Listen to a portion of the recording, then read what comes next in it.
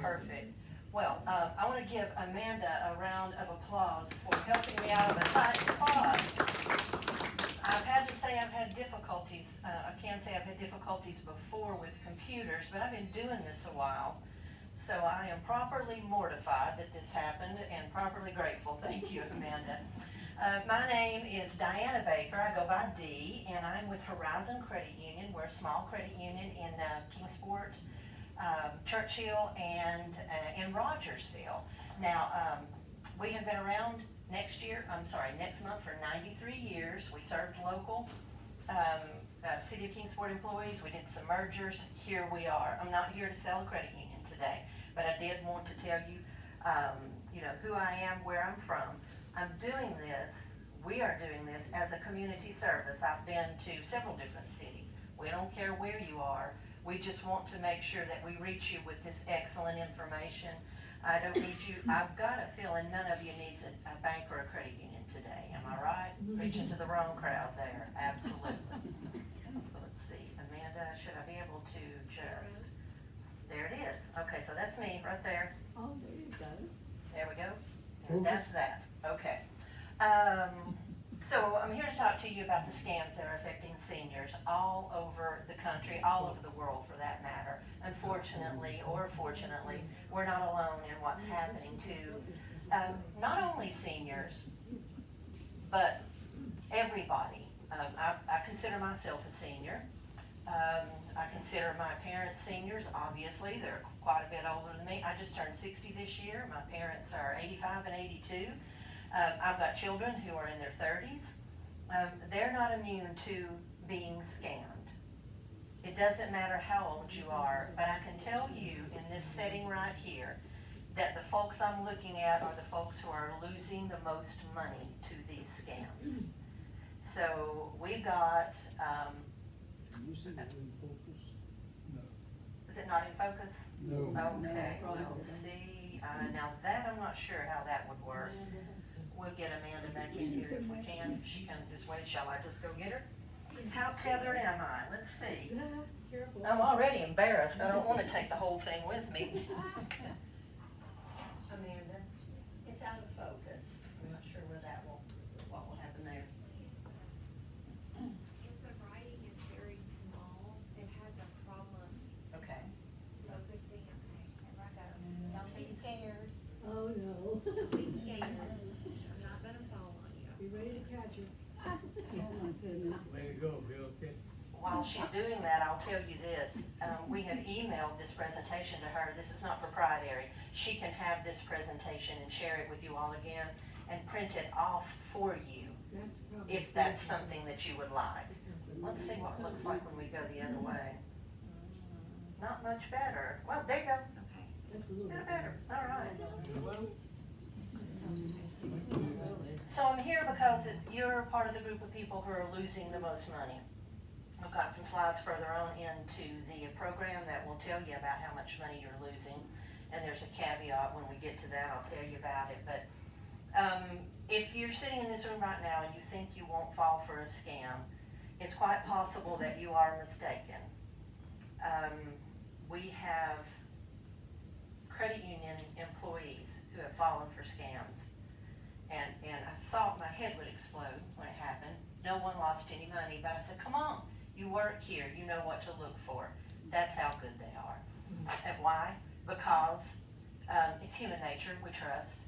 And I know in the South, we tend to trust more in the South than we do some other areas, but it's, hey honey, hey sweetie, why yeah. We're always nice to people, aren't we? We don't want to upset anybody, we want to be friendly. So, it's basic human nature. We're just nice to people. We don't want to hang up on anybody.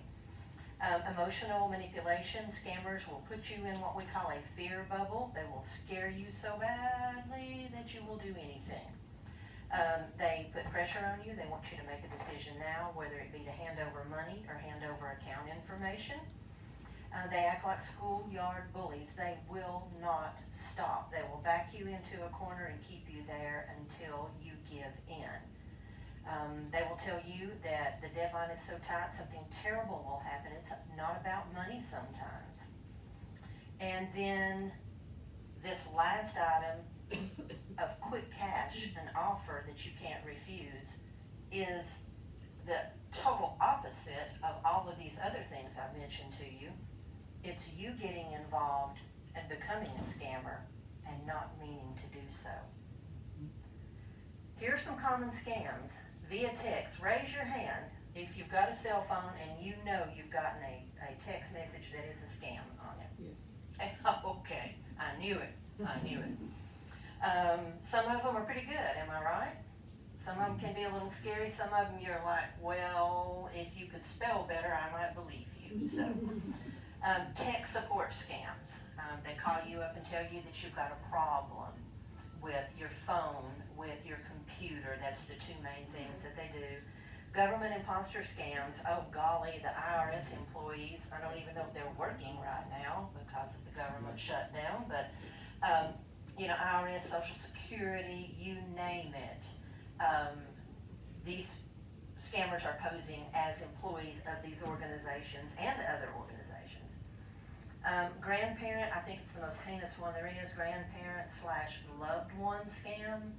When you are made to believe that something will happen to a loved one if you do not carry on or follow through with what they're asking you to do.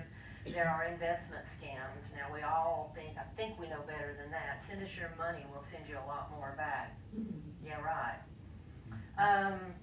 Sweepstakes, lottery scams, you've won.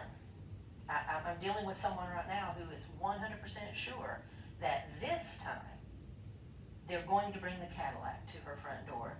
All she needs to do is pay the taxes on it. This time the money will go into her account. Microsoft and Amazon are huge companies. They have entire departments that deal with the fact that people will basically take over their identity and pose as Microsoft or Amazon, pretend to be someone from there and bilk you out of your money. Fraudulent banking texts, I think I've got one of those in here that will show you. I've gotten text messages from a bank that I don't even deal with myself. I'm like, okay, I'm good there. Bogus job offer scams. Now, I know, when we get to a certain age, we're gonna retire, but some people don't. Some people like to work. So there are seniors being caught up in job offer scams that are not real. And then last but not least, romance scam, save the best for last. This one's huge, and we'll talk about that in a little bit more later. Common ways they contact you, phone calls, obviously, and it goes back to what I said when we just got started. You don't have to answer a phone call, any phone call that you don't want to. You have a voicemail. There are ways that you can be contacted. I love the fact that you're all in this building, and if somebody really needs you, there are ways to contact you. By email, never assume that an email is from the person or the company that it says it's from. At the credit union, we are often tested by bogus emails get sent to everyone in the credit union. Have I clicked on one? Yes. Have I clicked on two? Yes. It's been about 4 years, and I promise I've only clicked on 2 of those bogus emails, but I had to go to remedial training. I got in trouble for clicking on the wrong thing. I learned some lessons from that. A government agency, they're not going to call you up and threaten you for overdue taxes or saying that your Social Security check is in jeopardy if you don't do something. They'll give you a call and tell you that they need you to give them your banking information. Typically that is by mail, and we have a local Social Security office, so we're good there. If tech support, and I say tech because normally they generalize that and say, yes, I'm from tech support. Well, you hear tech support and they say, you've got a virus on your computer. Well, how would they know that? How would they know that? Don't let anybody scare you into that. Let me add a caveat. There are viruses that when you open up an email that you can get. But again, you go local if you have a problem with a virus on your computer. You don't deal with anyone over the phone. I mentioned Amazon earlier. They don't call you Amazon is too big to call anybody. You want something from Amazon, you're gonna call Amazon, I can promise you that. The family member in trouble, I went a little too far again there. The family member in trouble situation, if the phone rings and they say that we're calling from, the Miami-Dade Police Department down in Florida, and we've got your grandson here. Okay, you can easily find the number to call the real people back, and then you call and you check and see where your grandson is. Call with the people who know who he is. A lottery scam, asking you, if they call you or email you saying you've won, just go ahead and pay the taxes first. This is just not how it works. If you won the lottery, Ed McMahon's been gone a long time, but trust me, winning the lottery happens differently than a phone call or an email saying you need to pay taxes on this. And again, I kind of saved the best for last. Love interest is in the military or lives or works abroad. That is usually via social media, for instance, Facebook and some other ways that you connect with the outside world. Most of the time when that love interest is working on an oil rig, is stuck in a third world country and strikes up a friendship with you, this is a romance scam. Here's a couple of, and you can't see it that well, but I think you can see that one. I don't have an account with Eastman Credit Union here on the right. And they said Best Buy charged you $769. Well, I was good with that. I want to know they didn't because I don't have an account there. But I want to show you, I want to make sure I don't trip on anything here. I want to show you, and I hope you can see this. Again, Amanda will have a printout of this, and you can get that from her. Eastman Credit Union alert. Best Buy is actually spelled wrong. It's 2 words. Charged you $769. If it was $769 even, there would be the decimal point and 2 zeros. For a large withdrawal, a fraud department for any financial institution is not going to classify how big or small the withdrawal is. So they're saying a large withdrawal, and they're putting words in here to scare me. It's a large withdrawal. They're simply going to say, you can get a text alert from your financial institution that says, hey, did you do $769.12 at Best Buy? Yes or no? That's all you're ever going to answer, yes or no. They want me to click right here. This is a link. They said, click right here to decline it. Again, they're pushing me. They're scaring me. They are making me think I've got to decline it, or $769 will disappear from my account. I can't have that, can I? I'm going to click on it. Don't click. Simply do not click. Well, first of all, I don't have an account here, so I'm good. But what if it was from my credit union? What if it was? I would know the difference because I work there, but I want to make sure that you all know the difference. It will be a professional text message. Right up here, you can't read it there. I can't even see it there. What does it say? It says the address it's coming from is admin@apsaral.com. That doesn't match Eastman Credit Union. And down here, the link they want me to click on, get this, revivesalttherapy.com. I mean, that sounds intriguing. If, I don't know, am I gonna get, is it a spa? But nothing matches here, obviously bogus. This one, the first one on the left, from Easy Drive, that's Massachusetts. Tell me somebody got one of these here. Nobody? We have had a lot of people get these messages. I've had like 3 family members. This is Easy Drive MA, is the toll system in Massachusetts. I haven't been to Massachusetts. My car hasn't been to Massachusetts. And it says I've got an unpaid toll. And it says to avoid excess late fees, pay your bill. And again, there's a link that it wants me to click on. Well, the link actually isn't highlighted. This one would take me somewhere. This link here, it's not underlined. It means it's not got a connection. It's not going anywhere. They want want you to reply. They want you to reply yes or no. Yes, it says, if it scares you and you think you owe it, and notice they don't tell me how much, they give you that good news once you make a connection with them. But if I say yes, they're going to text me a link at that point. And I'm going to click on that link and I'm going to pay them whatever they've asked. And then your money's gone. So you got to pay attention to links and so forth as well. This one up top, I know you can't make that out there, but if you get a printout of this slideshow, you'll see it. Judd Zope Excellence at excellenceappliancetech.com. I don't think the fella from the refrigerator repair shop is going to be sending me an email about tolls I owe in Massachusetts. So you've got to look at all of these messages that you get.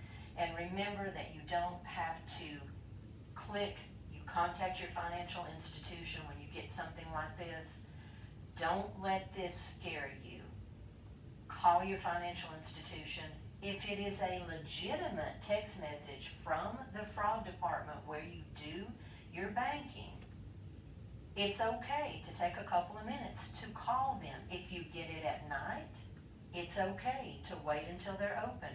If it comes on Saturday night, Monday morning will do the trick. You don't have to do anything until Monday morning. Nothing's going to happen to you. So keep that in mind.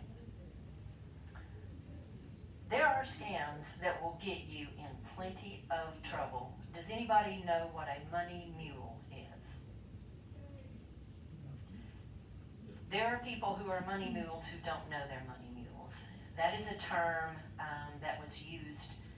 It's been in existence for quite some time, but it's normally a term that was used in money laundering from way back when money was crossing into from Mexico to the U.S. Literally, I mean, they would put that stuff on the back of mules. It ends up being that humans became the mules at one point, and now humans are becoming the mule and transporting or getting this money to and fro for the bad guys via their accounts, via their banking accounts. Gift card scams are huge. Gift card scams are when someone probably calls you or emails you and says, buy $500 worth of gift cards and send them here, and we will send you X number of dollars back. They may say, buy $500 worth of gift cards with this money we're going to send you. The bad guys will send you money. If you give them your account information, I promise you they will put money in your account. And what they're doing is laundering the money that they got illegally from heaven only knows what type of scam or drug operation or trafficking operation.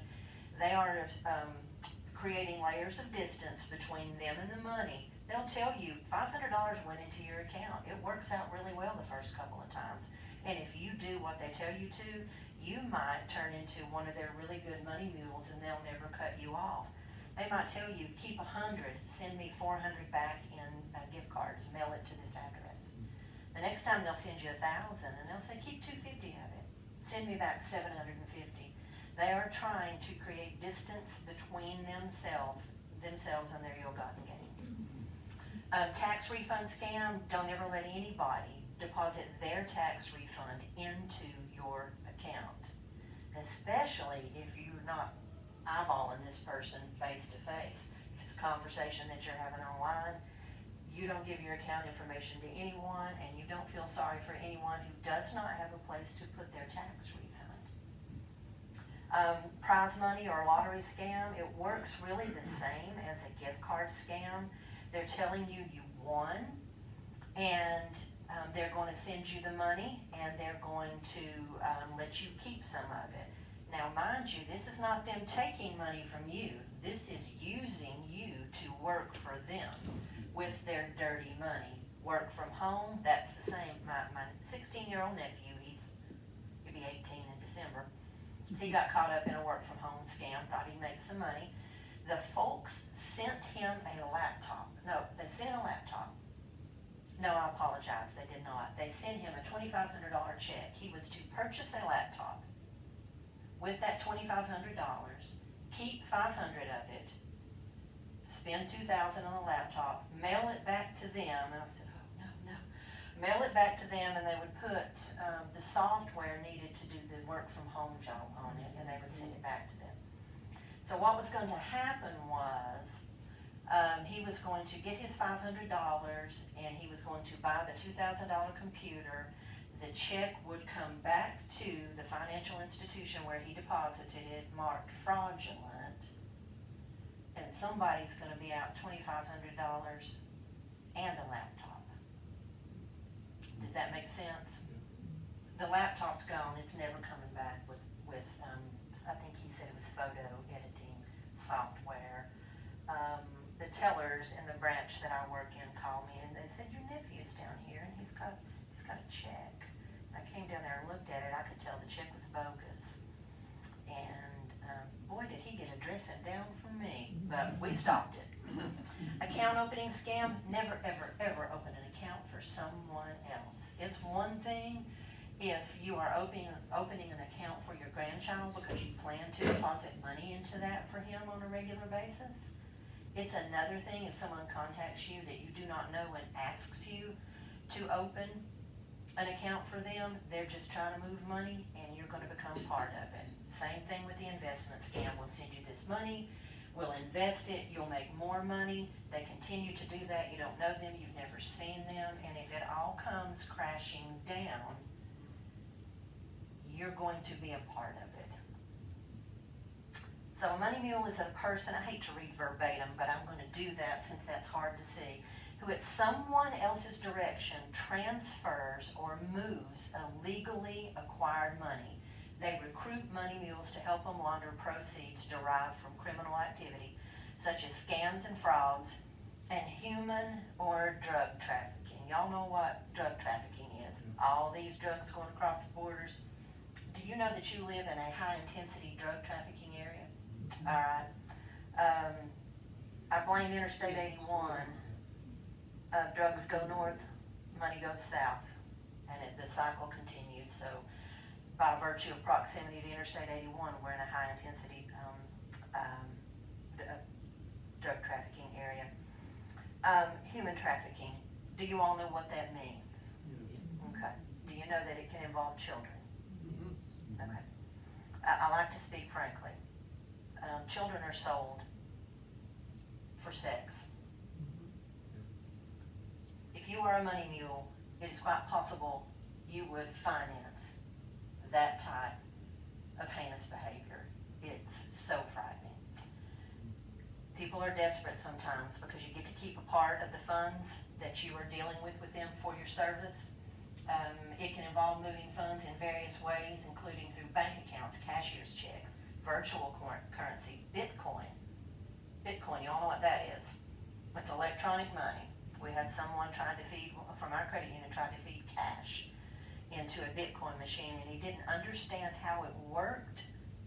And the cashier at the place where he was doing that said, what's wrong? And he said, I have to put this money in here or they're going to do this. And she said, hold on, we'll call the police. It wasn't true, but he was feeding cash money into the machine. Several $1,000s. So virtual currency, you put the money in and then it goes virtual. Then it starts being electronic and moving through the world. Gift cards, prepaid debit cards, money service providers, that's check cashers, things like that. By using a money mule in this way, criminals add layers of distance between themselves and their crimes. It is so hard to trace the money. There are types of money mules, and that is unknowing or unwitting. It means that you did not realize you were part of a scheme. A witting money mule ignores obvious red flags. You know, I'm telling you today, so, you know, you will be informed before you leave here what these red flags are.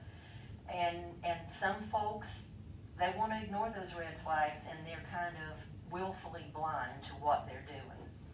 And then there's a complicit money mule who's fully aware of the role they're playing in that scheme, but they do it anyway. How do you protect yourself from being a money mule? Don't accept a job from a company that promises easy money or involves sending money or packages. A legitimate company is not gonna ask you to do that. Be suspicious of any individual that you might meet on a dating site, social media website who wants you to buy gift cards or virtual currency, or wants to send you money or transfer valuables to you and send you a link to open an account, or ask you to open an account, or wants your account information so they can use your account. Never send money to collect a prize or obtain an inheritance, and don't open an account or move money at someone else's direction, or allow money from people that you do not know be deposited into your account. Let's see. Just scoot that around a little bit. Are we good? Okay. So what's happening right now in our area? I'll skip to the bottom one. That's a Kingsport Times News headline. I think this was back in August. 5 people are arrested in a human trafficking sting. Sullivan County Sheriff's Office, the TBI, and there's a human trafficking task force in Tennessee. And they targeted buyers of commercial sex, and I think we all know what that means, and individuals involved in trafficking others. The offenders range from age 19 to age 69. I think they were all men. Women get involved in this too, but I think these were all men. So that's fairly recent here, so this is happening in our area. Again, it's a straight shoot to Florida. It's a straight, curvy shoot up Interstate 81, all the way to Maine. Am I right? Goes all the way to Maine, doesn't it? Somewhere in that area. And then crime rings out of Georgia are bringing people in, sometimes from Georgia, Chattanooga, Knoxville. They are exploiting the homeless people, and they're helping to impersonate people by passing bad checks that have been washed, or stolen checks that have been washed, that have been stolen from mailboxes, various places. And they literally, when I say wash, they get wet. Ink can be washed off of some of these things. And they're bringing these, they're making money mules out of some of these homeless folks by saying, you want to turn a quick dollar, you want something to eat, how about some new clothes? They bring them up here, they buy them new clothes, they put them in a hotel for a couple of nights, they got a haircut, they got a shave, and they send them into the financial institutions to pass the bad checks that they have washed and rewritten to try to pull money out of unsuspecting credit union or members or bank bank account holders. So that's what's going on. Now, I'll tell you what's pitiful about that is we have one in our credit union, and we're very small. I need to make that comparison for you. Horizon Credit Union, I'll just do asset size. We're $61 million in assets. Eastman Credit Union, which I'm sure everyone knows here, is about $9 billion with a B in assets. So that tells you the difference. It's nice to be small sometimes because we catch things. We knew the fellow walking in the door was not who the driver's license said he was. We've got that guy's picture. We've got the picture of our member on our teller operating system. This guy looks nothing like it. He hands the license over saying it's who he said, saying that he's our member. Our teller says, no, I don't think so. And then she calls someone, and that person takes the driver's license, goes, looks at a few things, makes a couple of phone calls. The bad guy's in our lobby, and he is so antsy. He is pacing. He's very worried. He comes over to the office where our employee has his fake driver's license, pretending to be a member, and he says, "Can I have my driver's license back?" And she said, "Nah, it's fraudulent." He hot-foots it out the door when she says that. On our security cameras, I saw him walking. We believe that the folks who brought him to the front door and dropped him off determined he was in the credit union too long, and they simply left him. That's it, ball game, no recourse, no place to go, nothing to do. So we don't know what's happened to this fella. He was not to be caught, but that's what's going on. Yes, sir. In a case like that, do you call the police in? Certainly, we do a police report, and then we gather all of the recording recordings that we have, all of the video that we have. And we put our insurance company on notice and we say, hey, we've got this guy. And then we, of course, we had to call our member up, tell him what had happened. We helped him report that he had had a stolen identity. We filed a police report because a crime was attempted at the credit union. We wanted to. Doesn't get you anywhere really, but he also filed a police report. So we did all we could. So I'm sure he just disappeared after that. Lately, this has probably been within the last couple of months, 13 citizens out of the Dominican Republic were charged with scamming 400 grandparents in the U.S. out of $2.2 million by posing as their grandchildren in need of help. They targeted the same victims some of them over and over again. I did one of these seminars at the Churchill Senior Center, and I asked if anyone in the room had been a victim of a loved one or a grandparent scam, and one lady raised her hand. She said yes twice. I said, tell me what happened. And I said, first of all, did you lose any money? She said no. She said, I got the phone call.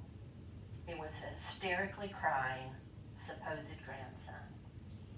She can't understand him, so someone else gets on the phone, and they said, he's in jail, he's been involved in this, that, and the other, and you just, we'll release him, but you gotta send the money.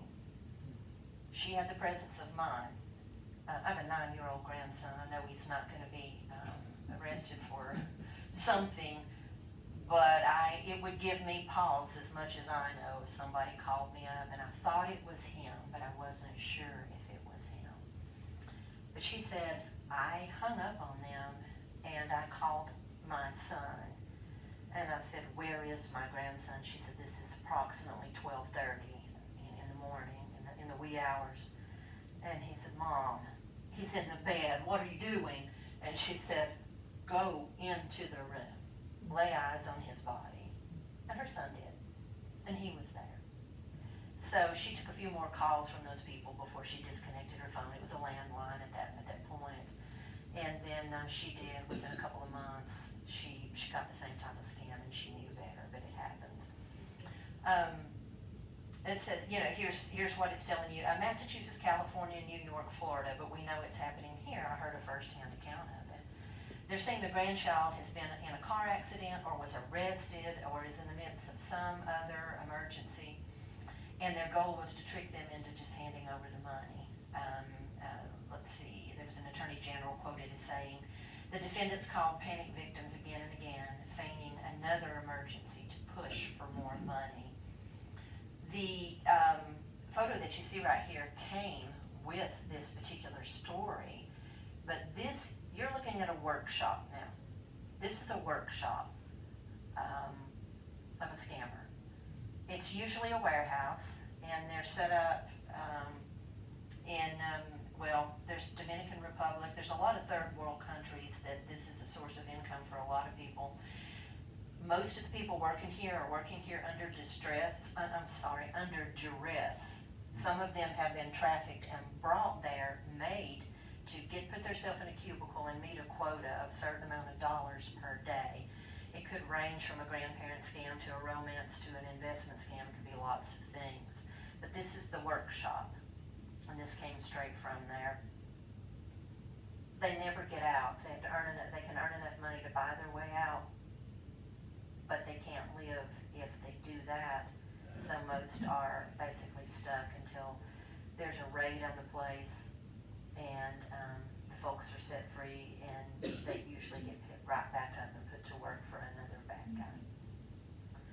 Artificial intelligence, are we familiar with AI? Yeah. Voice spoofing and deep fake videos. Our insurer is making us go through so many trainings on this, but I get it. We have to be incredibly careful about what we say. I used to answer the phone. Good afternoon, Horizon Credit Union, this is Dee, but I don't do that anymore because I've told them who I am. If someone calls and says, who am I speaking to? I say, you called me. Who are you? And that's pretty brash, but I usually recognize the local numbers. Local numbers can be spoofed as well. That's a bit of artificial intelligence. You think someone is calling you, but they're not. It is someone else. You know, something that we have to have insurance for is something happens to our executives. We've got to have insurance. Executives are kidnapped. Now, we joke about our small credit union. So, well, they're going to get that Eastern Credit Union guy before they get our guy. But, hey, you never know. So, you know, we make sure that, you know, we don't get, you know, our top executives, you know, videoed, and, you know, unless it's absolutely necessary. And we're good if you're videoing this. We're in good shape. We're fine. And they can produce, from just a few words with me on the phone, they can produce and reproduce my voice to say, to call another credit union member, maybe somebody in the wire transfer department, and say, hey, it's Dee. I need you to, you know, wire $350,000 to so-and-so. I'll be able to sign that shortly. Well, they trust me. I worked there 37 years. But now we have to wonder, what if it's not me? I think you're pretty safe here, but you're not 100% safe here from spoofing. So keep that in mind. Make sure you check to make sure that you know that who you're talking to is legitimate if you can. And if you don't know who you're talking to, don't stay on the phone too long with them, because they can take those few words and spoof your voice. And they do the videos as well. That's that upper quadrant there. They call it unnerving technological voodoo. So, yeah, so voice spoofing, deepfake videos, it's very real, and that is ramping up. Pig butchering, it's a pretty big deal these days. The man or woman, child, could be a kid working that, in that little cubby that I showed you, could possibly be doing any type of scam, but in a romance scam, they're going to sit in that cubicle for however many weeks or months it takes to convince someone on the other side of the, and it can be phone call as well, but a lot of this is texting and emails, convincing them that they're in a trusting relationship with them. They fatten people up. They fall in love over the internet without ever seeing each other, some without ever even talking to people. And then the scammer cooks up the scheme and figures out which way he's going to get the money from you. And I really enjoy showing people my 27 bulletproof romance scam. I swear, bullet point. I will go fast through that when I get there. When the victim finally cuts off communication with someone who has been fattening him up, they eventually, after threats, after crying, it just depends on the relationship they've developed, they will eventually move on. But if there is one iota of hope that they can get $1 out of you, they'll keep you on the line and they won't let you go. Night and day, they will hound you. Jugging. This is happening lately. It's not happened much around this area, but basically it's when the bad guys follow you home from the bank or from the ATM machine. They hang around, they watch you, they follow you home. It's happening more in the big cities, but listen, if you're going to your bank and withdrawing money on a regular basis, hey, do what you'd have to. Use your debit card all you can, but fella gotta have cash sometimes, right? You've got to have cash when you go to the fair. You've got to have cash. I got to have cash when I go to my grandson's ball game. I've got to buy some nachos, right? They want me to pay them in dollars. Got to have cash. Just be aware of your surroundings. Make sure you're not followed home. Circle the block if you feel like you need to do that. Just make sure you're not being followed. Be careful when you put groceries in your cart. Just make sure nobody's paying any attention to you. Don't open your front door, ladies, and throw your purse in there and then load up your groceries, because that purse can be annoying. Why I brought mine in is beyond me. I had to juggle that too. But that is on the uptick in the country, and I don't know of any cases in this area, but it was big enough for me to get an alert on it, so that's why I wanted to put that in here for you all. This is my, look at me, look at my 27 points, bullets here. The wife passed away. They are in a different state. He is living in an area that he's got a lot of social contact, but at home he was lonely. He used Facebook a lot, and he struck up a relationship, and all I can picture is, could be a man or a woman sitting in that cubicle, just fattening this guy up. Bullet point 2, Facebook's #1 for connections, but it can start in any type of setting. It can start via phone, it can start via text message. But he formed a relationship over her. We have no idea if this was a man or a woman. He never saw her and never talked to her. The phone was always broken. There was reasons that he could never do this. This went on for several months, but they established trust and they got very comfortable with one another within 2 or 3 months. They share a lot of details. He's like, oh my gosh, I've got 3 daughters and I've got 2 grandsons and a granddaughter, and some of them live in Tennessee and some of them are here, and this one's got a real estate practice or something like. He just tells it all because, hey, this woman's interested. Until the scammer, and we're just going to call this person the scammer, they invent, let's just say she, because he believes it's a she.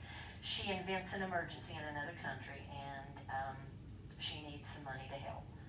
So, in this case, grandma's sick, and she needs to get home, and it was, $500 or $600. She is so appreciative, and basically she just love bombs him. She can't believe he's done something so nice for her. He feels like a hero. He's a hero. He's done this for her. So she takes off and she heads over to another country, and she gets there and there's a passport issue. Oh, good golly, what are we going to do now? I've got to buy my way out of this, she says. Money's going to fix the issue. He sends her some more money. We're talking hundreds at this point. Again, the scammer she just can't believe how good he is to her. Oh my gosh, he's a hero 2 times within a week. The scammer does make it to grandma's bedside, but grandma does die. Their funeral cost. Number 12, if you can read it, and I feel like you can. The victim's a little bit worried. He's $4,800 in, and he's never laid eyes on his friend, his dad. He starts asking her questions about this, and boy, is she mad. She is incredibly offended. She disappears. It's almost as if she died. He was grieving himself. She gave him some time to really miss her. She called him back. They made up. They kissed and made up. He was so sorry that he ever doubted her. Somewhere in there, we're vague about this, more money changed hands. Time goes by, no mention of money. This scammer has nothing but time, folks. They're sitting in that cubicle X number of hours per day, making pennies on the American dollar to do that. Turns out, after some time passes, grandma left an inheritance, and that is so exciting. So our victim gives her the cash she would have gotten until the courts can clear the estate. It's taken too long. She needs money to pay grandma's house off because it's going to be foreclosed. The bank is going to take it, so the victim sends another check. At this point, the victim's family doesn't know anything about this. The daughter just happened to call up her dad, and he's distressed because he sent a lot of money this person's way.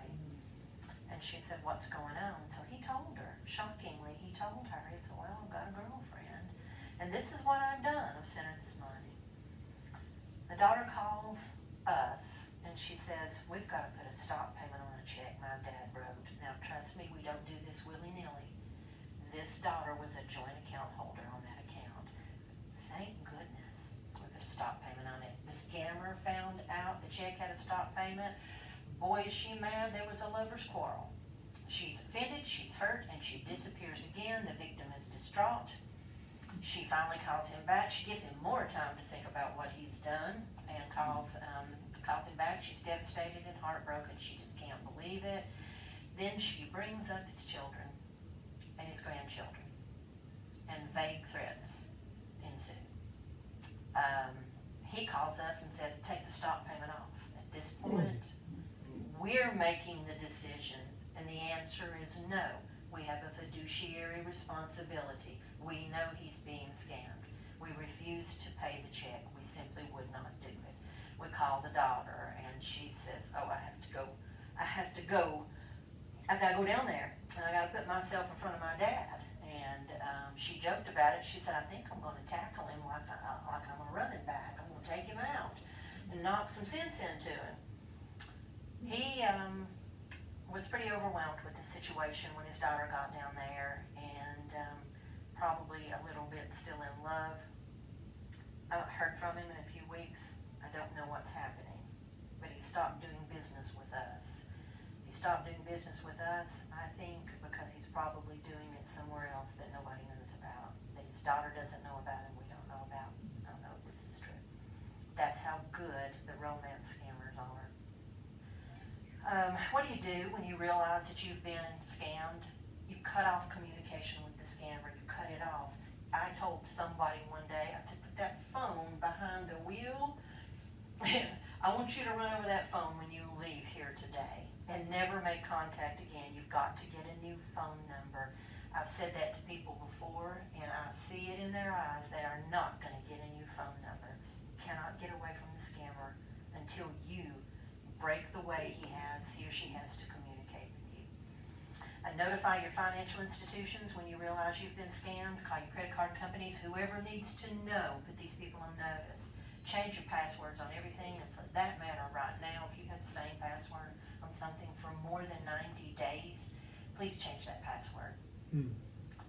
Create a fraud file if this does happen to you. Please create a file of everything that happened. When did it start? What was it about? Were you like my nephew, where you sent a check where you were told to buy a laptop? Or, did someone want to put money in your account? Or did you think that you were in love with someone who was pretending to be someone they're not? Create a fraud file. That's the only way law enforcement and these investigators are going to be able to track this type of thing. You got to tell them exactly what happened. And then report the scam. And I want to give you some information on that. Call the police, of course. Protect your credit. Place an alert with the credit bureau. If they've got your social security number, we got trouble. So you've got to get that done. You got to stay vigilant. You have to watch your accounts. You may even need to close some accounts depending on what information you think the scammer has. And then I want you to share your experience with somebody you trust. And then I already said this to you, the absolute worst thing I want to ask you to do is change your phone number so that the bad guy can't get to you in that fashion. Change your email address. Never give information to a stranger. Never give your home address. There are scammers who will go to the door and get the money from you to make sure that your grandson's hospital bill is paid or make sure he gets bailed out of jail. That phone number thing really stops people in their tracks. I don't know how you all feel about it, but this is true. Yes, sir? What good is a block caller function on your cell phone? It's not much good because they will simply call you from a different phone number. Yeah, they'll do that. It can work for some things, but when the bad guys really want to get at you, especially if you have engaged and then you try to cut that out, they'll come at you with different phone numbers. They have number generators, so that's, I don't want to say it's not useless, but it doesn't work that well. Okay. Yes. In 2024, 2.6 million fraud reports were filed with the Federal Trade Commission, and 1 in 3 of those people reported that they lost money on the scam. And of those 1 in 3, they reported $12.5 billion with a B that was lost in 2024. The biggest, some of the top frauds are imposters, someone pretending to be someone they're not, and that does include the romance scams I was telling you about. Online shopping scams and negative reviews. I didn't go over that with you, but those are some other ways that scammers can pay you to report negatively about a company or positively about a company, think they're paying you to shop, that type of thing. Business and job opportunities, investments, and internet Services round out the top 5. Job scams and employment agency losses were huge. 90 million was lost to job scams in 2020, 500 million in 2024. 38,000 reports were received by the FTC on job scams in 2020 and 105,000 reports in 2024. Young people reported losing money to fraud more often than older people. 44% of 20 to 29-year-olds reported losing money. 24% of 70 to 79-year-olds reported losing money. And I think there's a reason for that. I think the older we get, the more we want to keep things to ourselves. We don't want to be embarrassed, particularly when folks get caught up in something that causes them to lose money. They don't want anybody to know. They just, they don't want you to know that that's happened to them. Social media interactions, scam interactions through social media made up the highest overall reported losses of almost $2 billion. And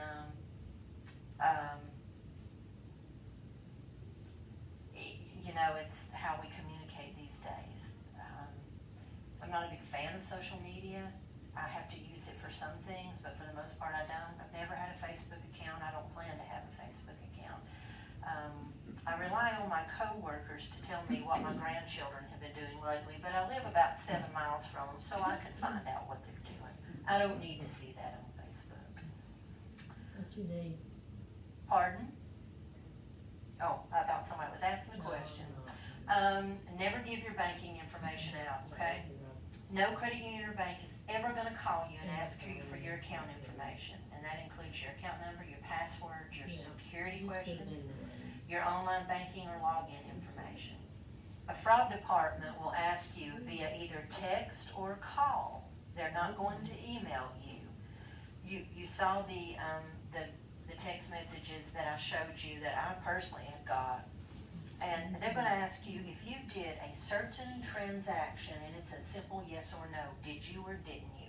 If you say yes, your institution will let that transaction go through. If you say no, they simply will not. If it's a really big deal to you, go on down, get yourself a new debit card or credit card, whatever got compromised, just make that happen.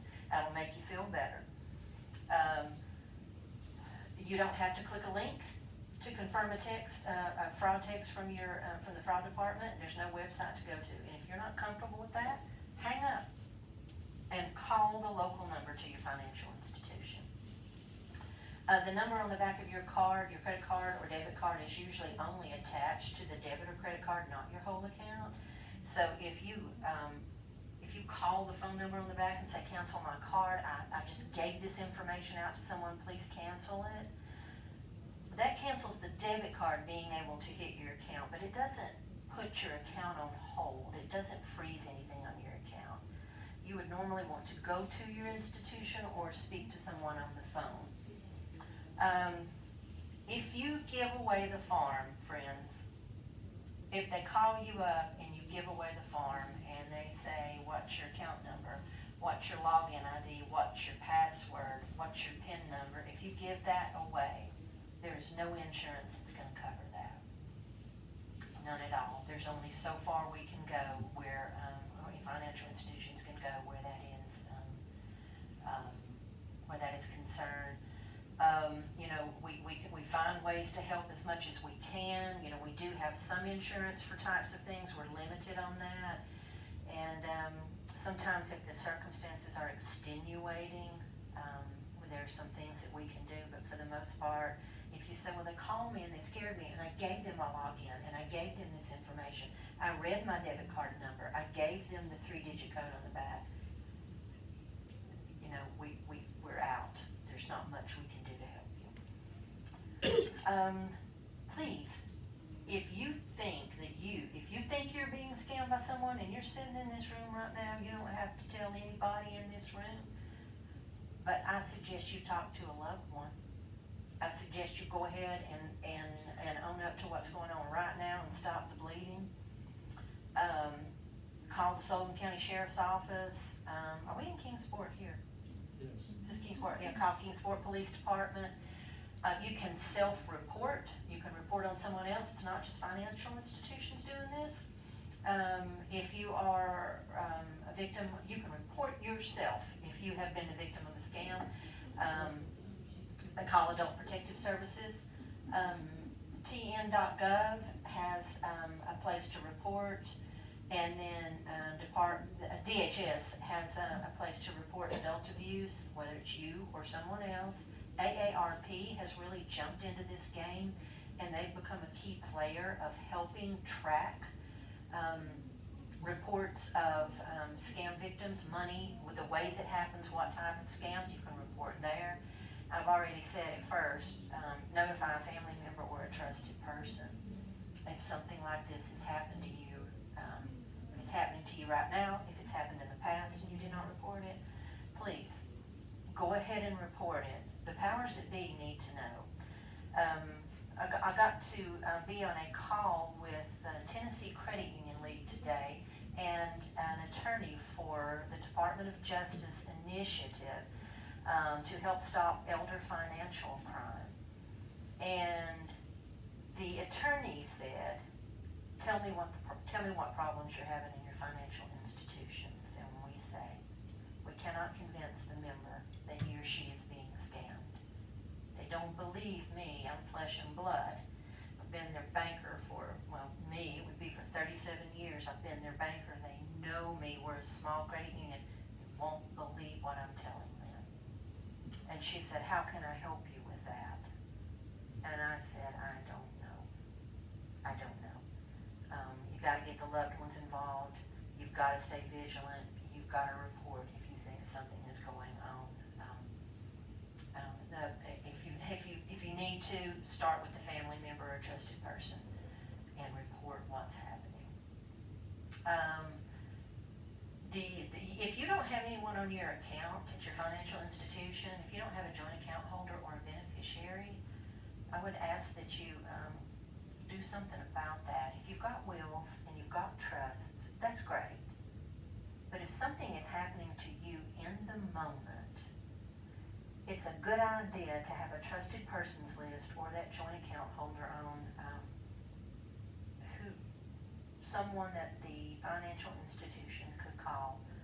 But I told a group, I think I was at Kiwanis, I think it was Kiwanis Towers. I said, nobody's going to call your husband and tell them you bought a $300 purse. I don't care if you buy a $300 purse, it's your money. I care if you're standing in front of the teller and your hands are shaking and you're withdrawing an inordinate amount of money, something that you would never do, and you are upset to the point of tears and you're short with the teller who's been waiting on you for 10 years, I need to get a hold of somebody to help you. We have training, we have safe harbor, I can't tell your business to somebody. But there is some safe harbor where this type of thing is concerned, but make it easy on us, y'all. Make sure your accounts are up to date. Make sure, because you think you won't fall for it, but you possibly would. That's all I've got. I'm happy to take questions. I can hang around and we can dismiss it and I can hang around for a few minutes. I have got a lot of tear-off sheets about the different types of scams that I talked to you about. And there's some bookmarks. Medical fraud is in there. I didn't even touch on that. I've touched on the things that are the biggest. That's what's going on lately. So please peruse. I'll just be hanging around here, and again answer questions, but take some goodies with you. So thank you all very, very much. I'll take questions if you want to now. Are we good? All right. Thank you all. Looks like I took almost an hour, and I appreciate your patience. Thank you so much. Now, do you mind if I get a count? Can I see how many people are here? I'm going to do this real quick. 4, 5, 6, 7, 8, 9, 10, 11, 12, 13, 14, 16, 17, 18, 19, 20, 21, 22, and I think 2 people left. So that would be 24. All right. I just tracked the number.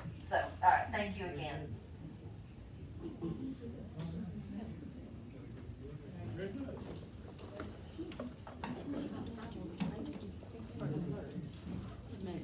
Yeah, it's a serious thing, and it really is.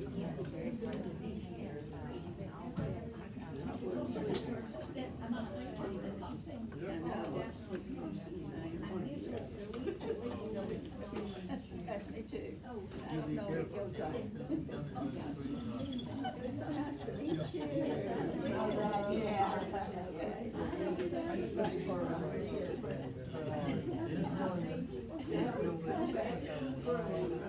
Kenny invited me, and I didn't get to serve her. I know I'm a candidate.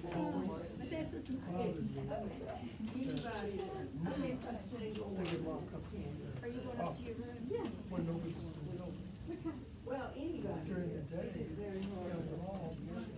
first there, And it's how people are, if you're the. and nobody's around. We get those priorities mixed up, don't we? Yes, absolutely. Very strange. Yes, it is. And I would ask, Yes. and ask people about that. Well, that's what everybody. The one at our church was fantastic. But I'm sure that was right, Tennessee but it Girls certainly was Investigation. not the thing Oh, to do. it was incredible. In my job, there are 3 offices in the area maintain, and my purse goes into a locked drawer. I trust everybody there, trust them with my life, but I still do it. Money is money. Money is money, it's very Exactly. Where did that farm get You're to? not initiated. Yeah, the thing is, remain calm. If you've not I tell you, done, it's so easy to say sometimes people. call or something, it'll scare you to something. Have you moved in? That's just how it's not you. It's me, absolutely. I'm getting one from Mike, Icon, Okay. and it said, I get it every day, and I lock Every it, day. and I spam it, spam it, and I'll get another one. Shoot it right back through. Yeah. That's because they're just generating another number. And it really doesn't have, it has my name, but the address just says payment. We're going to need always going to the. All I do Can I is. see it? Sure. Oh, yeah. Yeah, I guarantee you, if we look at the others, that would be coming from another email, address. And final, yes, I know it makes you crazy. I don't know how to stop it. It's so frustrating. Now, I'm legit do that. I bought my son a sweatshirt, and I have one birthday, and they don't matter. We don't have to play games. He sent me a link to it. Oh, okay. I ordered it. I cannot get these people started in the, you know, I don't care about that sweatshirt. That's the one sweatshirt that I want. They keep sending it now, I feel sure. Eventually they will give me a time frame, they'll roll off. But they are simply coming at you from another, See me sometime. more than likely another email address. I don't know, it makes you.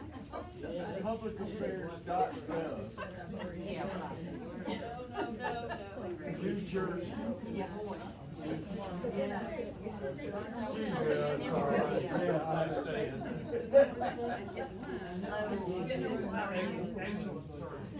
Yes. I'm glad to be here. I feel very passionate about it. You know, we had some things happen with our leaders and I started gathering information, and we had these but we decided, we've been doing this all year. And, we actually started early this year, and, I decided to focus on the areas, you know, senior funds. You know, I think I remember, I don't know, so many people out there. I say those, like I said, one time, I mean, it is what it is, right?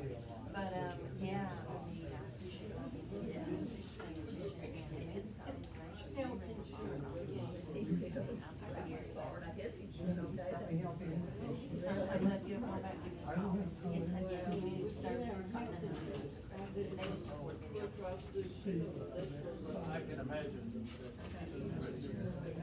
I brought some to Kitty. Yeah, I'll tell you this, we have an association, I say we, I had nothing to do with the association, but the Tri-Cities, Tri-Cities Banking Association, lots of banks and credit unions belong to it, and we have been able to form relationships, forge relationships. We have got local police, we've got FBI, we've got FBI, we've got IRS,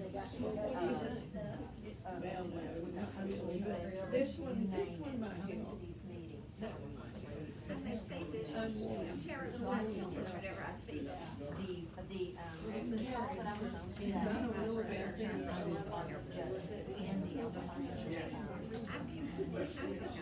was just her saying, this is small beginning. They didn't invite us. Eastman's not a fraud department, that's probably, it's probably 10 times the size of county work in my group. We got 23 people, I bet you they got 200 person fraud. This is, but I go to these, thank you for, I get a tree, but I go to these meetings and I'm talking, a lot of these quiz, and they literally, this is medical instead of telephone. I know, I have to be careful. The bigger you are, the harder, by golly, that it gets you. What about yoga? Fine institution, I don't think I'm for you.